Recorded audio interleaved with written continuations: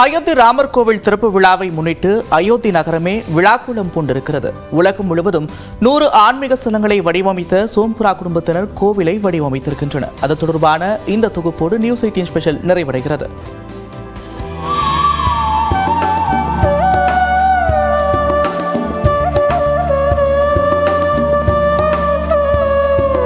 குழந்தை ராமருக்காக அயோத்தியில் பிரம்மாண்டமாக கட்டப்பட்டுள்ள கோயில் இந்திய பாரம்பரிய கட்டடக்கலையின் கலவையாகும்.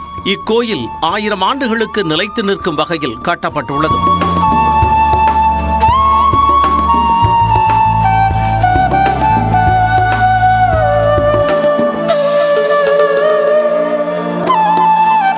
வட இந்தியாவில் பின்பற்றப்படும் நகர் சைலி கட்டடக்கலை முறைப்படி ராமர் கோயில் கட்டப்பட்டுள்ளது. புகழ்பெற்ற சந்திரகாந்த் சோம்புரா குடும்பத்தினர் கோயிலை வடிவமைத்துள்ளனர்.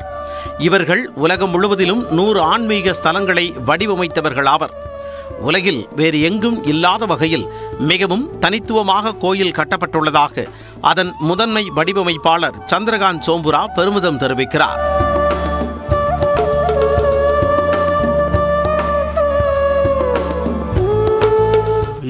नागर शैली जो उत्तर भारत में, मध्य भारत में सब में फेमस है, वो नागर शैली, उस नागर शैली में पूरा मंदिर बना है. और सबसे बड़ा हिंदुस्तान में से बहुत से कम मंदिर ऐसे होंगे जो बड़े होंगे. 5 मंडप है, गूढ़ मंडप बड़ा है, नृत्य मंडप है, सभा मंडप है, कीर्तन मंडप है, ऐसे अलग अलग मंडप है. कवल प्रदक्षिणा है और गर्भगृह भी 20 फुट बाय 20 फुट का है. मतलब अष्टकोण में, जो कि एक विष्णु का 8 स्वरूप मतलब माना जाता है, उसके हिसाब से 8 स्वरूप किया गया है. मतलब काफ़ी उसमें नागर शैली के साथ में विष्णु के अवतार के हिसाब से भी बनाया गया है. ராமர் கோயிலின் மொத்த பரப்பளவு 2.7 ஏக்கர். இதில் 57,000 சதுர அடியில் கோயில் கட்டப்பட்டுள்ளது.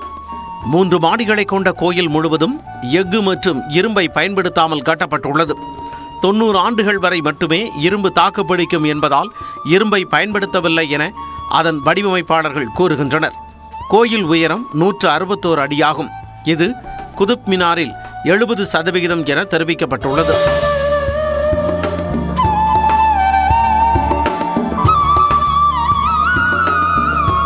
ராமர் ஜென்ம பூமியாக கருதப்படும் இடத்தில் முன்னதாக சரையு நதி ஓடிக்கொண்டிருந்ததால் அங்கிருந்த மண் மிகவும் இலகுவாக இருப்பதை வடிவமைப்பாளர்கள் கண்டறிந்தனர்.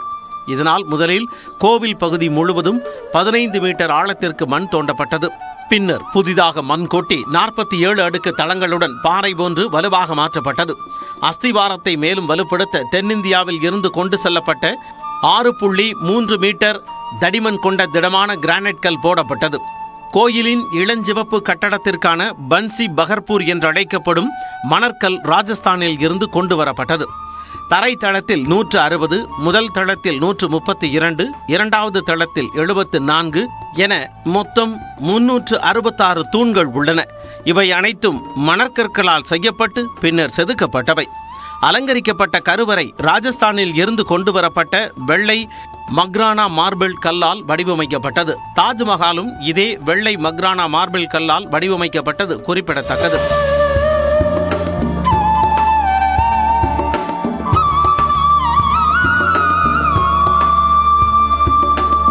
ஆயிரம் வருட ஆயுட்காலத்திற்காக வடிவமைக்கப்பட்டுள்ள கோவிலில் எஃகு வலுவூட்டல் இல்லாமல் ஒன்றோடு ஒன்று இணைக்கப்பட்ட கல்லால் மட்டுமே செய்யப்பட்டுள்ளது.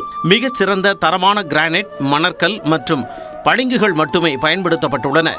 கோயில் முழுவதும் சிமெண்டோ சுண்ணாம்போ பயன்படுத்தப்படவில்லை. ஒவ்வொரு ராம நவமியின் போதும் சூரிய கதிர்கள் ராம் லல்லா சிலை மீது படும் வகையில் வடிவமைக்கப்பட்டுள்ளது. இதற்காக ஒடிசாவின் கோனார்க்கில் உள்ள சூரிய கோவில் தொழில்நுட்பம் இங்கு பின்பற்றப்பட்டுள்ளது. சூரிய கதிர்கள் ராம் லல்லா சிலையின் மீது ஒரே நேரத்தில் படுவதை உறுதி செய்வதற்கான தொழில்நுட்பத்தை அறிவியல் மற்றும் தொழில்துறை ஆராய்ச்சி கவுன்சில் மேற்கொண்டது. இக்குழு சூரியன் மற்றும் சந்திர நாட்காட்டிகளை ஆய்வு செய்த பின்னர் சிலை வைக்கப்பட்டது. நண்பகலில் சூரியன் கோவிலுக்கு மேலே உச்சத்தை அடையும் போது அதன் கதிர்கள் கர்ப்ப கிரகத்தில் ஊடுருவி கருவறைக்குள் உயர்தர லென்சுகள் மூலம் திருப்பிவிடப்படும். இறுதியில் ராம் லல்லாவின் நெற்றியில் பிரதிபலிக்கும். இந்த நிகழ்வு அடுத்த 19 ஆண்டுகளுக்கு நீடிக்கும் என எதிர்பார்க்கப்படுகிறது.